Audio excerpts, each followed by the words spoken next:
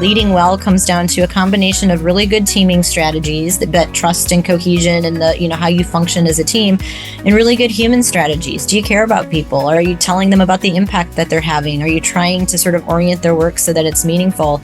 And when those two bigger pieces of the puzzle come together, I think then you really unlock all of that gold and brings about that sense of trust.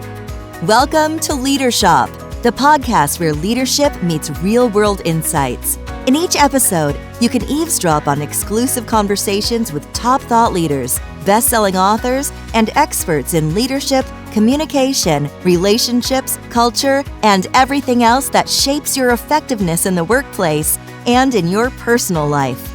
Leadership is here for you. Now, here's our host, himself a seasoned coach and best-selling author, Dr. Roger Dean Duncan. Hello, everyone. Thanks for joining us for this episode of Leadership. Unless you've been asleep under a rock, you know that the modern workplace has undergone a seismic shift. For many people, remote work has become the norm. Digital collaboration tools have replaced many in-person meetings. The lines between work and home have been blurred. While these changes have offered flexibility and new opportunities, they also introduced a silent but growing crisis: employee burnout. As organizations navigate hybrid models and round-the-clock connectivity, the toll on mental health, productivity, and overall job satisfaction is impossible to ignore. My guest for this episode of Leadership is front and center in addressing these issues. As founder of the Stress and Resilience Institute, Paula Davis maintains a laser focus on helping people make work better. She helps people understand how leadership behaviors, team dynamics, and individual experiences interconnect to produce sustainable human performance. Paula's latest book is Lead Well: 5 Mindsets to Engage, Retain, and Inspire Your Team. It delivers actionable and science-backed tools to empower leaders to create a culture that values well-being as much as productivity. In her consulting work, Paula shares her strategies with organizations across many industries. Paula, welcome to Leadership. Thank you so much for having me, Roger. I've been looking forward to this conversation for a while now. Well, so have I. Well, it seems that everyone is talking about resilience these days. How do you define resilience, and what is its role in a user-friendly, high-performing workplace? This is such an important question because I think that we have all heard the word resilience, but I believe it to be one of the most misunderstood concepts in our world of work, but also, as you point out, really one of the most critical, especially right now. So I think of resilience as having 2 pieces. The first one is it is our capacity. So I want people to think in terms of capacity. It's our capacity to navigate problems, challenges, failures, setbacks, obstacles, stressors, issues, whatever word you want to put in there, so that you can either individually, collectively as a team, or as an organization learn something from those challenges. So there's more than a bounce back factor to resilience. It's also what I think of as bouncing forward. Did you learn something from the challenge? What was it that you need to take away from the obstacle or the problem or the setback or the crisis or whatever it was that you went through, so that you, your team, your organization can apply those lessons to future challenges going forward? Because as we have all seen, the challenges are going to keep rolling in our direction. Some are going to be small, some are going to be big, but we're living through just a time of monumental uncertainty and monumental change. And resilience and adaptability are going to be kind of twin skill sets that we're really, really going to need to have in organizations. And so I encourage folks in organizations to think about resilience across the board. What can individuals do to fortify their resilience, that capacity? What can teams do? And then what can the organization do itself? So thinking about resilience in a bit of a systemic way. Yes. Well, how did the COVID pandemic change people's perspective regarding work? So this, I think, is one of the more still, even right now, sitting here in 2025, underappreciated aspects of what we went through during the pandemic is how it really changed the way I think we think about work. I think it changed the way a lot of us think about our life. Sure did. What do we want to get out of our life? What do we want to get out of our work? Am I somebody who's contributing meaningfully at work? Do people at work recognize the impact that I'm making? Am I cared about and cared for? Is my work meaningful? All of these things that I think we kind of pushed to the side or maybe didn't think about as much have become more front and center, have become more of the way we lead conversations and think about how we want to maneuver within our work. And I think leaders still really misunderstand that. I think, and obviously, leaders have to focus on, making their numbers and, producing and all of those things. But the psychology of what we experienced during that time is still with us. And I think it also, not only in terms of the meaning and the impact piece, but I think just in terms of the way that we orient our work and how we're working, the return to office mandates and remote work and hybrid work is still such a topic of conversation. And I think what's hard for people to understand is, especially the return to office mandates and the forced movement back, we can't unsee what we lived through, right? So we know we can do a lot of our jobs and a lot of our work in a remote capacity, and we can do it effectively. And so I think when companies and leaders don't connect the dots between why are we changing some of our policies and procedures, I think that can leave people feeling irritated and like some of their autonomy is being sort of wrested away from them. So I think all of those pieces. And the turmoil continues. Now, Paula, you say that you learned a lot about leadership from your dad. Please tell us about that. Sure. So my parents, my dad decided to make his side hustle his job, his business way back in the early 1980s. And he really started his business from scratch. And it was a plastic injection molding company. So a very different business than what I have, but I have a very entrepreneurial family. And I just remember I was working in the business from, being a really young kid through college and, saving money for college and other things. And so I remember being in lots of different aspects or facets of the business. I worked in the factory, I worked in the office, I went on sales calls and visited, folks at all levels in different organizations with my dad and really had this unique experience of seeing, how at least that type of business ran. And what always stuck with me is that, and this is small town Wisconsin. So, where he had his business, our town was barely 2,000 people. So really, really small town. And people just seemed to enjoy working there. Like I didn't have the vocabulary back when I was in college to understand what I was seeing, but it was a place that I liked to be. There were 3 shifts and, plastic injection molding is not sexy work and it's very hot in the summers. And, there's not a lot that's glamorous about it, but I remember, the employees, we would have picnics together and there just seemed to be a sense of camaraderie and enjoyment in this environment that isn't necessarily one that you would typically find, a lot of happiness or fulfillment. And people just didn't really seem to leave a lot either. My dad's business was not the only plastic injection molding company in the area. And so people did have a choice about where they wanted to work.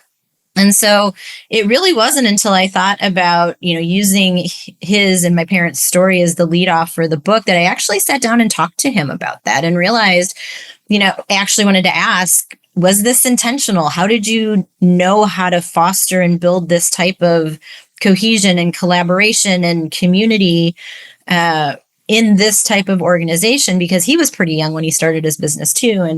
And so he told me about some experiences that he had when he was, working for others and other organizations. And he talked about, he knew what he did not want to do.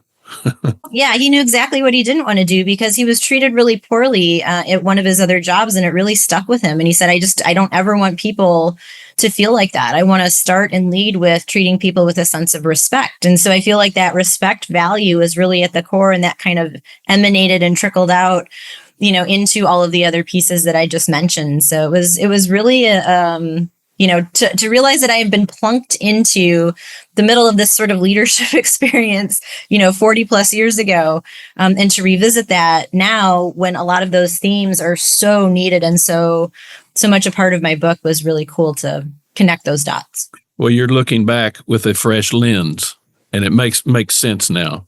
Yes. Now, toward the end of your book, you offer some research data that I want to quote here. You say managers and leaders across all levels are burning out and leaving their jobs at an alarming rate. You say managers are more likely than non-managers to be disengaged at work, burned out, looking for a new job, and feeling like their organization doesn't care about their well-being. You quote a study showing that in 2024, a quarter of leaders felt burned out often or always, and 2/3 felt it at least sometimes. And you quote another study showing that 71% of C-suite executives reported they are seriously contemplating quitting their jobs for another job that better supports their well-being. And 66% of managers said the same thing. So here's my question, Paula, what in the world is going on? Well, we sort of teed this up already, but I think that this is, and I'd love to get your thoughts on this too, as somebody who's such a seasoned leader. But I think this is one of the most complex and complicated times I think that we have ever seen in which to be a leader. I just think it's so hard to have this job now. And when you think about, one of the ways I start a lot of my presentations is talking about how work is really a lot right now, right? So we've got, some of the pieces we've talked about. You've got the where do we work conversation. We have the pandemic sort of wear off psychology that we've mentioned. We have the multi-generational workforce. We have obviously AI taking hold and taking shape, and certainly in the next 5 to 10 years probably going to really shape and shift a lot of different industries in ways that we may not even foresee right now. We have monumental levels of uncertainty. I think we've had uncertainty since the pandemic started, and it's a state that we just psychologically do not love to be in as humans. And, the geopolitical and economic uncertainty now layered on with the technology uncertainty. And it's a very, very tough environment. It's a very, very stressful environment, to say nothing of the fact that a lot of industries have experienced a lot of change and growth over the last, certainly 4, 5, 6 years. You add all of that up, and any one of those pieces is a tough gauntlet to navigate, but all of them combined makes leading really, really, really challenging and difficult. And so, leaders face a lot of pressure. They face a lot of challenges. A lot of the leaders who I talk to are very protective of their teams. They don't want to see them wear out and burn out. And so they will oftentimes take on their extra load in addition to everything that they are already trying to deal with in their leadership capacity. And you just add all of that up, and at some point, you're going to experience a breaking point. And so I just think that with more and more being piled on to leaders' shoulders, it's becoming harder and harder to see, like, where are my off ramps? Where are my moments of recovery? Where is my downtime? Is there meaning for me? All of these things I think are really adding up for leaders, which is a big reason why, you're seeing these statistics the way they are.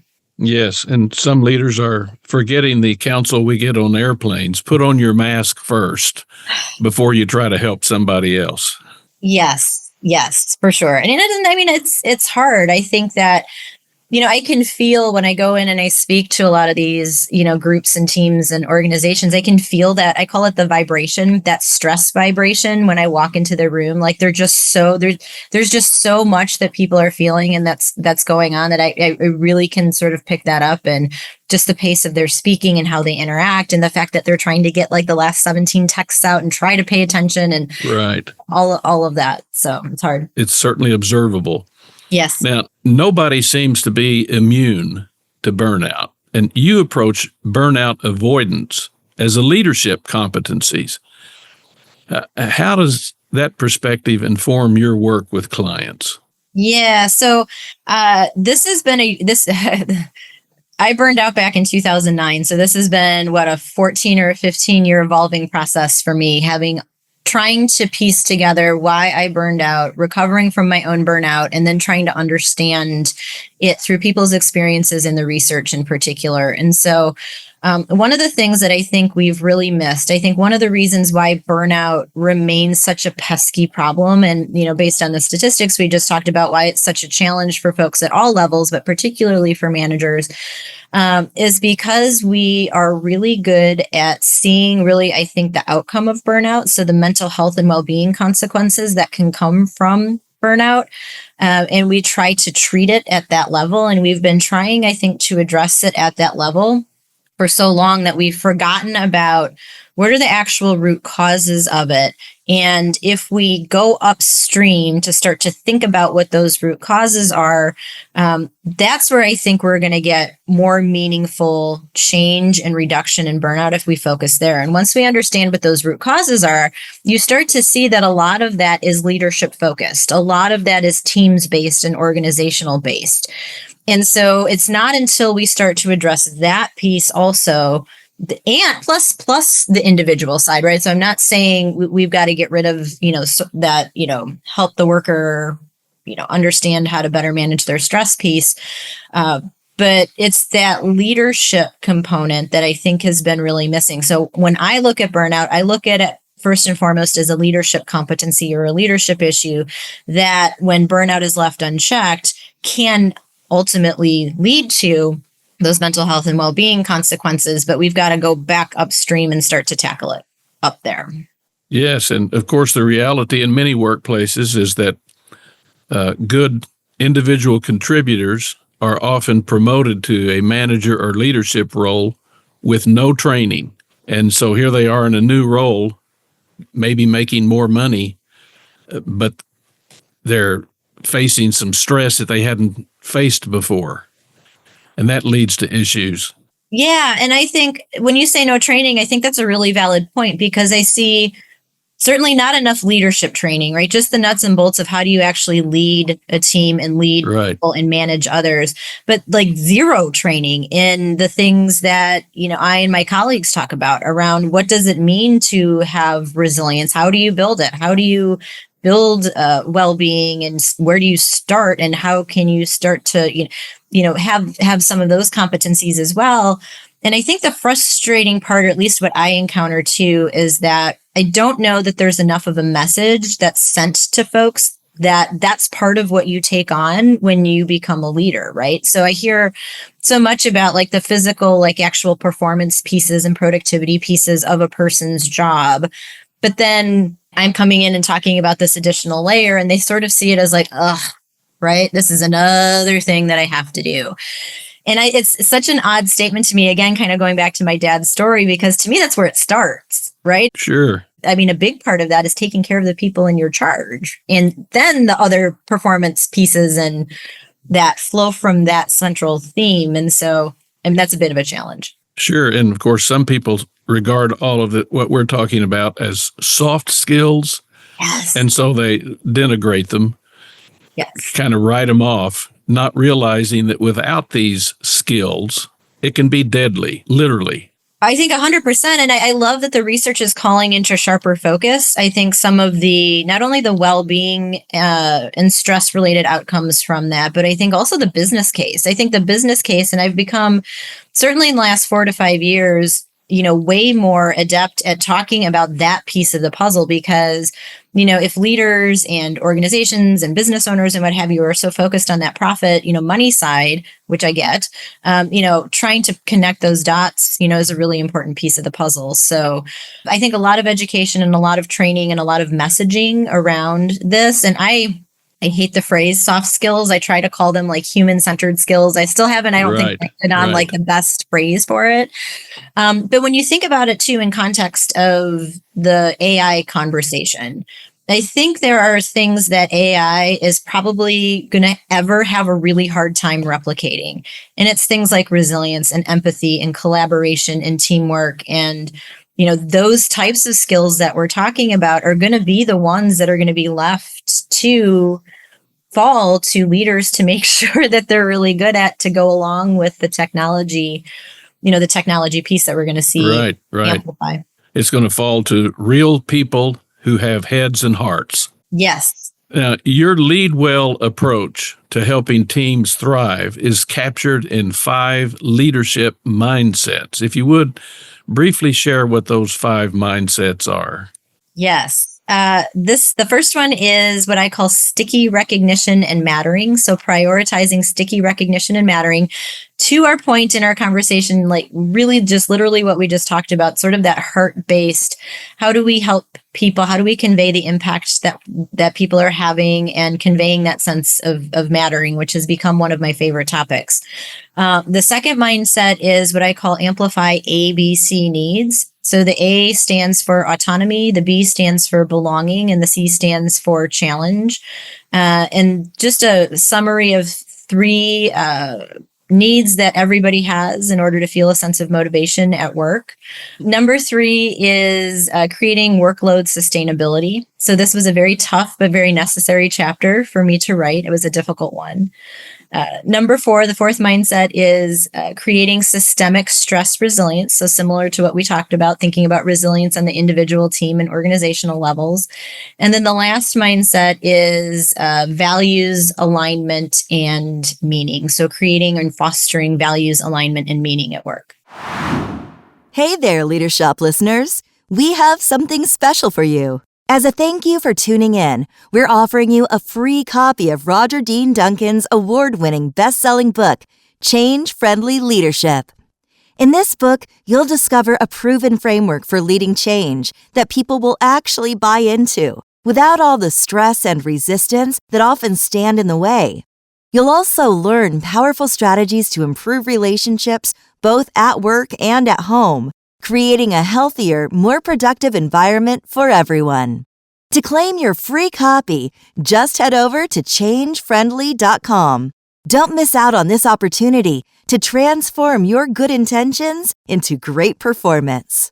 Again, grab your free copy of this best-selling book at changefriendly.com. Okay, so let's dig just a little deeper here. What seem to be the root causes of chronic stress and disengagement in the workplace, and what are some smart ways leaders can deal with those causes? Sure. This was really the entry point for me creating the mindsets, because these were the pieces that kept coming up over and over and over in the conversations that I was having with leaders and teams. So I knew a lot of the mindset focus needed to address these core causes. But the first one is unmanageable workload. But I think by far and away, the biggest challenge or issue that I still continue to hear from leaders, but definitely during the pandemic, was this sense of unmanageable workload. We just have so much coming at us. We're trying to keep our arms around it constantly. We all feel like we're just treading water, and at any moment we might sink. And so the unmanageable workload piece is huge. Also, though, what I heard way more frequently than I expected to was another root cause, which is lack of recognition. So lack of recognition being, I don't hear thank you a lot. I'm not understanding the impact that I'm making. I feel like I'm working at a certain level and my title doesn't match. I'm not being invited to, the big deal pitch or the big call or, the big project. And I feel like I've earned that. Right. So the lack of recognition shows up in a lot of different ways. Unfairness was a big one. Just talking about lack of transparency, lack of clarity, lack of role clarity. I might have been at an organization for a long time and my job has morphed and grown in such a way that I don't even know what my job description is even. Right. Right. People saying lots of closed door meetings and lots of whispers and I'm not hearing, what's going on. And so, you sort of fill in the story, yourself. Sure. And it can just be plain old organizational politics and red tape. I'm trying to get something done. I got to have 7 forms filled out and ask 7 people and wait 4 weeks before I finally get somebody to say yes to something. So that's a big one. Lack of community. What does community even mean right now at work, right? We've got to be really intentional about how to build it and how to grow it in a much different way than we did pre-pandemic. Values disconnect is a big one that I'm hearing a lot more frequently, especially these days, right? There's certain things that I value from my world of work and my organization values different things or feels differently, or leaders aren't walking the talk, and that becomes stressful. And posting the values on the wall of the employee cafeteria is not enough. It's not enough. You have to live it. you have to be the role model for it. You have to reinforce it at every opportunity. And not only that, you have to have the courage to make tough decisions when you see people who aren't living up to the values and they aren't Right. walking the talk. I mean, that was one of the biggest themes that came from my interviews from my book was the courage that a lot of the leaders that I interviewed had in terms of saying, like, we've had to really let some very senior people go who just were not, in line with the way that we see that we want this organization to be. So, and that's hard. And the last kind of root core cause is a lack of autonomy. So I don't have a lot of that flexibility and control over aspects of my world of work. Yeah, right.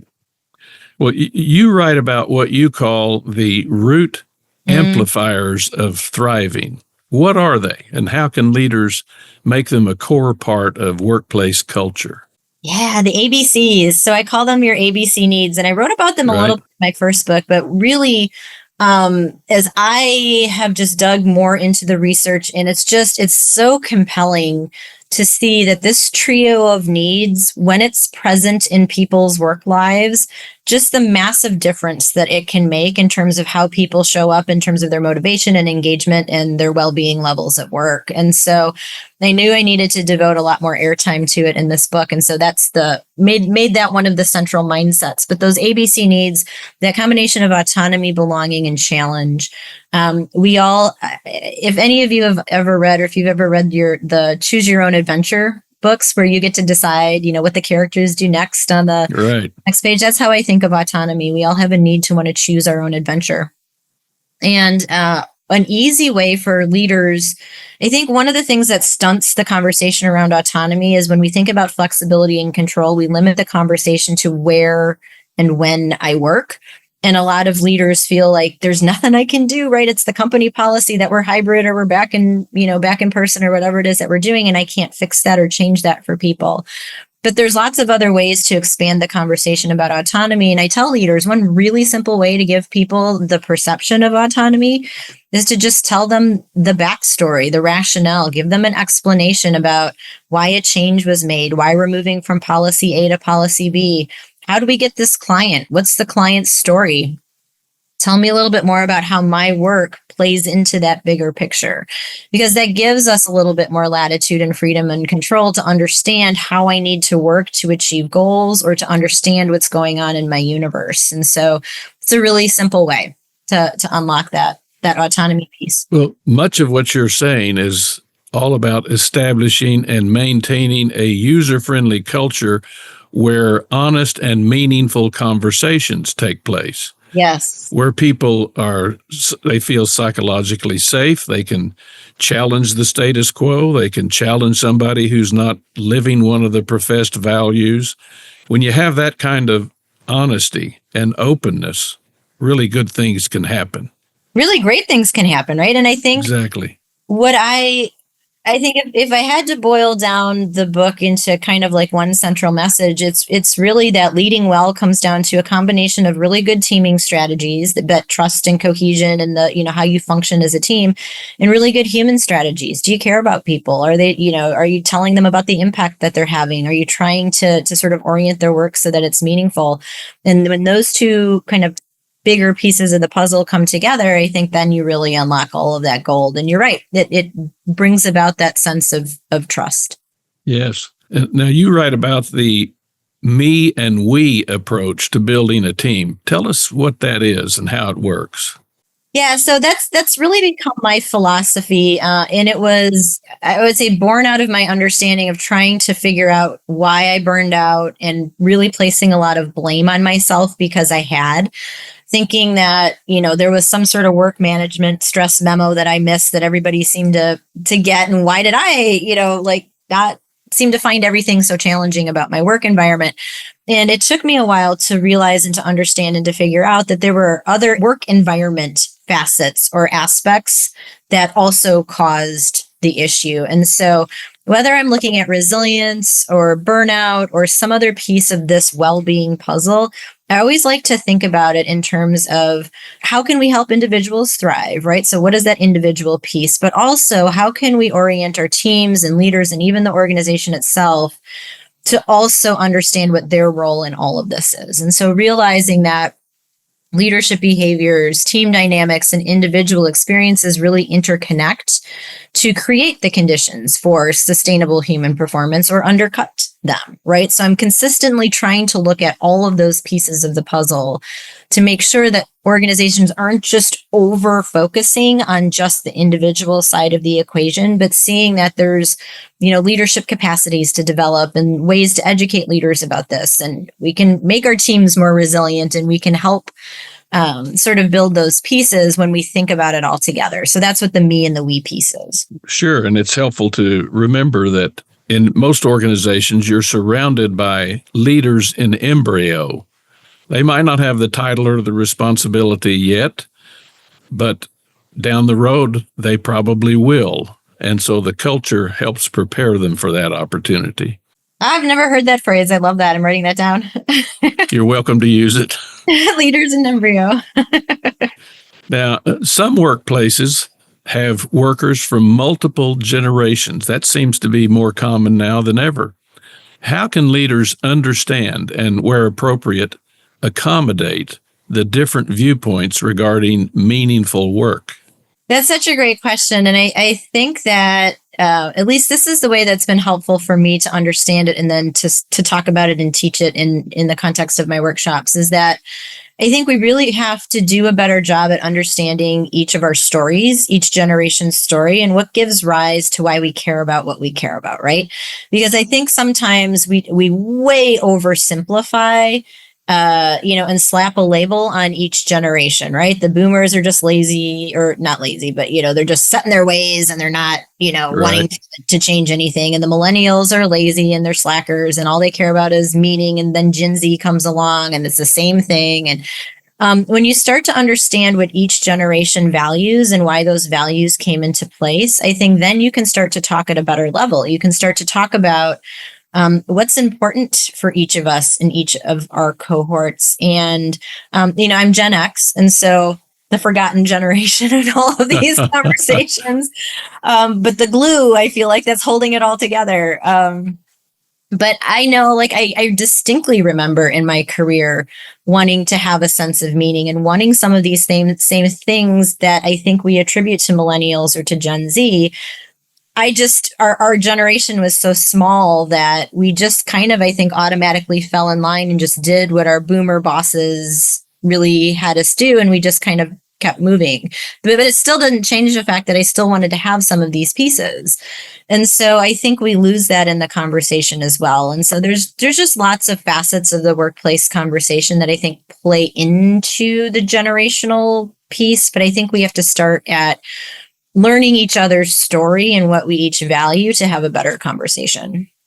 So much of what you're saying boils down to have open and honest conversations and learn to listen to learn rather than to prepare a rebuttal or say something that reinforces your viewpoint. Just listen to each other.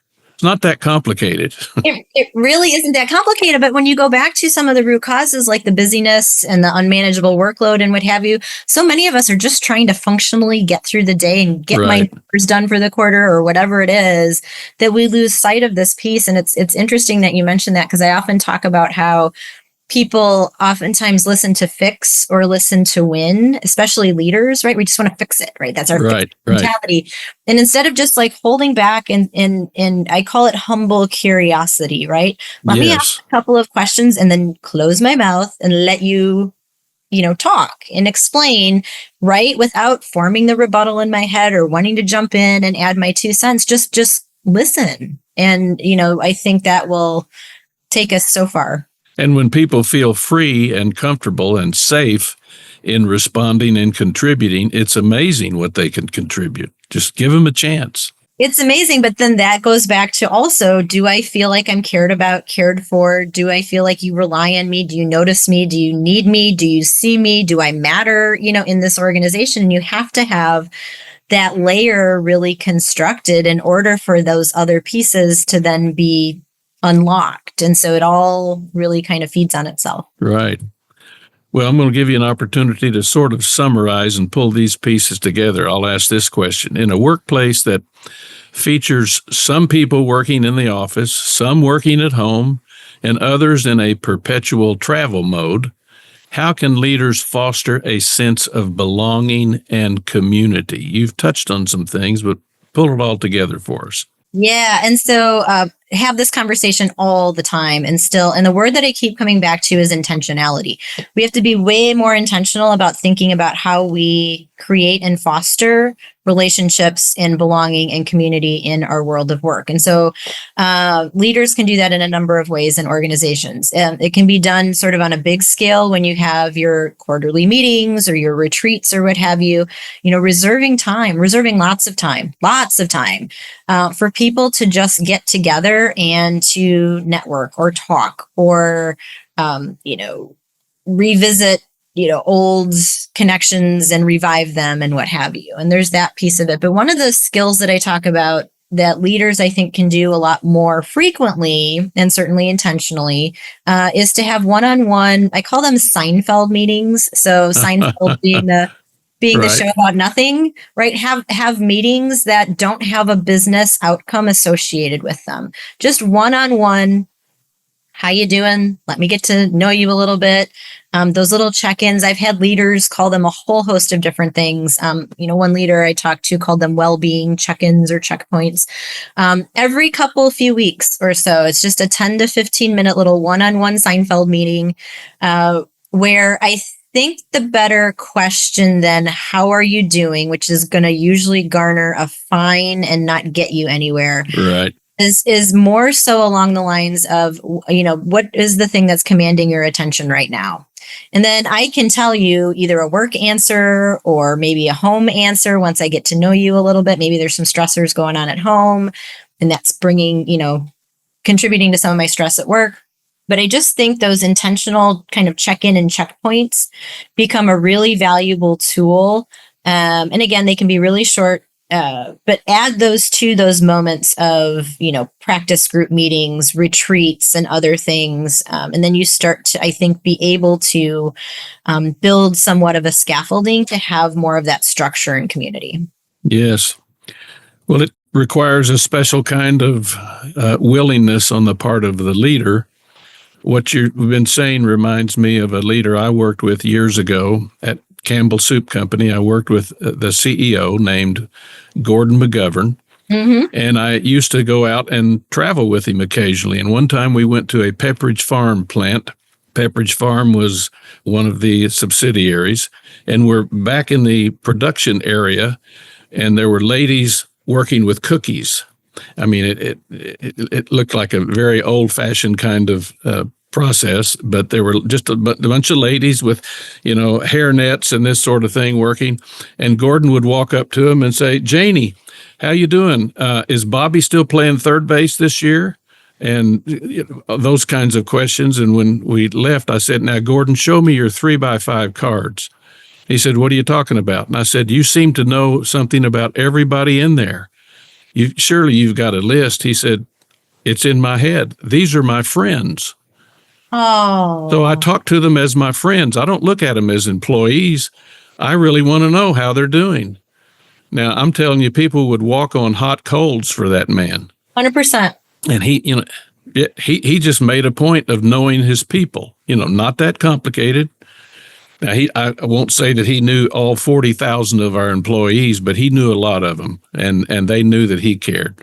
Which is the central feature. And I think bringing this back around to the story of my dad was brilliant at that also. And so my dad's business, I think he ended up at its max had, 50 to 60 employees working in his organization. So certainly not 40,000. But I remember that I still to this day, he's just a paragon of social intelligence, my dad. And I think the biggest lesson that I learned from my time with him and spending it in his company was, it's sort of like when you put people before money, you make more money.